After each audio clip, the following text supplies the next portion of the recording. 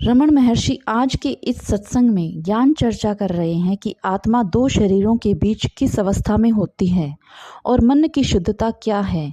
और साधक द्वारा पहला प्रश्न पूछा गया है कि शरीरों और उनको जीवन देने वाली आत्माएं सर्वत्र हैं और असंख्य दिखाई पड़ती हैं, तो यह कैसे कहा जा सकता है कि आत्मा केवल एक है। महर्षि उत्तर देते हुए कहते हैं, आत्मा तो मुख्यतः एक ही है, लेकिन शरीर दो प्रकार के हैं। एक शरीर जिसे हम स्थूल शरीर कहते हैं, जो हमें दिखाई देता है, और एक शरीर जो सूक्ष्म शरीर है, जो हमें दिखाई नहीं पड़ता। तो एक शरीर की जब मृत्यु होती है तो स्थूल शरीर तो गिर जाता है, लेकिन जो सूक्ष्म शरीर है वह नहीं मरता। आत्मा दो शरीरों के भीतर वास कर रही है, एक सूक्ष्म और दूसरा स्थूल। मृत्यु के समय स्थूल शरीर गिर जाता है। यह जो मिट्टी पानी से बना हुआ शरीर है, यह जो हड्डी मांस की देह है, यह गिर जाती है। फिर अत्यंत सूक्ष्म विचारों का, सूक्ष्म संवेदनाओं का शरीर शेष रह जाता है। यह सूक्ष्म विचारों और संवेदनाओं से घिरा हुआ शरीर आत्मा के साथ फिर से यात्रा शुरू करता है और नया जन्म फिर नए स्थूल शरीर में प्रवेश करता है। जब एक माँ के पेट में नई आत्मा का प्रवेश होता है तो उसका अर्थ है सूक्ष्म शरीर का प्रवेश होना।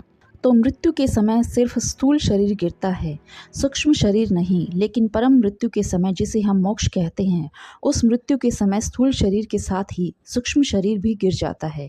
फिर आत्मा का कोई जन्म नहीं होता, फिर वह आत्मा उस परम आत्मा में लीन हो जाती है। और वह जो परम आत्मा में लीनता है वह एक ही है, जैसे एक बूंद सागर में गिर जाती है। महर्षि, ऐसी परम अवस्था कैसे प्राप्त हो सकती है? यह अवस्था तब प्राप्त हो सकती है जब जीवन में आपके सब भय समाप्त हो जाएं, शारीरिक तल पर भी और मानसिक तल पर भी। इसे आप यूं समझें कि जैसे आपके भीतर परत दर परत अनेक संभावनाएं हैं। पहली परत शरीर की है। यदि आप शरीर के साथ संबंध स्थापित कर लेते हैं तो इसका अर्थ हुआ कि आप क्षण भंगुर के साथ, अर्थात जो किसी भी समय समाप्त होने वाला है, आप उसके साथ संबंध स्थापित कर रहे हैं। फिर मृत्यु का भय तो होगा ही। जैसे शरीर एक प्रवाह है, नदी की तरह लगातार बदलता रहता है, गतिमान रहता है। इसमें शाश्वत का कुछ भी नहीं है। प्रत्येक क्षण शरीर बदल रहा है, शरीर हर पल मर रहा है। ऐसा नहीं है कि जब आप वृद्ध अवस्था के पास पहुंचोगे तो अचानक एक दिन आपकी मृत्यु हो जाएगी। नहीं, शरीर तो रोज मरता है। यह एक प्रक्रिया है। इसलिए मृत्यु कोई घटना नहीं है, यह एक लंबी प्रक्रिया है। यह विघटित हो जाता है। तो यदि आप शरीर के साथ संबंध स्थापित कर लेते हैं तो निसंदेह यह डर लगातार बना रहेगा कि मृत्यु निकट आ रही है।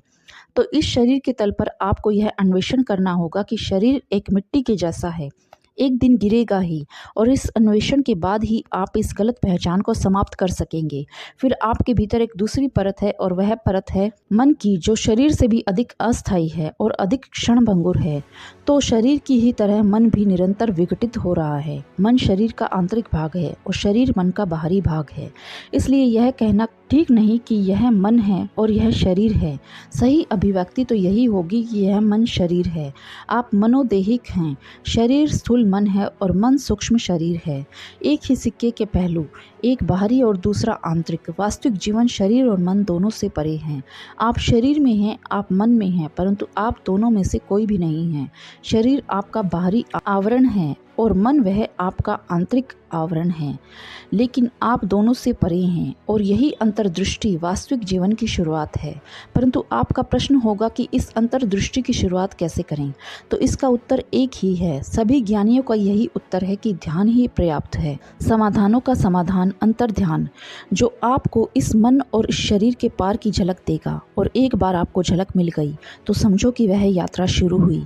अब कोई बाधा नहीं, अब कोई रुकावट नहीं।